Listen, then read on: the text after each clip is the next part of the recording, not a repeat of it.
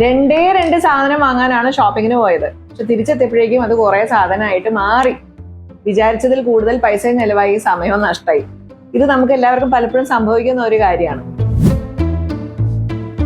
അപ്പൊ ഇത് ഒഴിവാക്കാനായിട്ട് ഞാനൊരു പ്രാക്ടിക്കൽ ടിപ്പ് പറയാം. നമ്മൾ ഷോപ്പിങ്ങിന് ഇറങ്ങുന്നതിന് മുമ്പായിട്ട് ഒരു 5-10 മിനിറ്റ് സമയം എടുത്ത് എന്താണ് വാങ്ങേണ്ടതെന്നുള്ളതിനെ കുറിച്ച് കറക്റ്റ് ഒരു ലിസ്റ്റ് ഉണ്ടാക്കിയിട്ട് പോയി കഴിഞ്ഞാൽ കടയിൽ വെറുതെ തിരിഞ്ഞു കളിക്കാതെ ഫോക്കസ്ഡ് ആയിട്ട് നമുക്ക് ഷോപ്പിംഗ് കഴിച്ചിട്ട് തിരിച്ചു വരാൻ പറ്റും.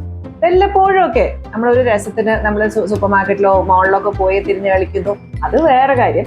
പക്ഷെ അനാവശ്യ ചെലവ് ചുരുക്കണം എന്നാണ് ഉദ്ദേശിക്കുന്നതെങ്കിൽ പതിവായിട്ടുള്ള നമ്മളുടെ ഷോപ്പിങ്ങിന് കൃത്യമായിട്ടുള്ള ഒരു ലിസ്റ്റോട് കൂടി തന്നെ പുറത്തേക്ക് ഇറങ്ങുന്നത് എന്തുകൊണ്ടും നല്ലൊരു ഐഡിയ.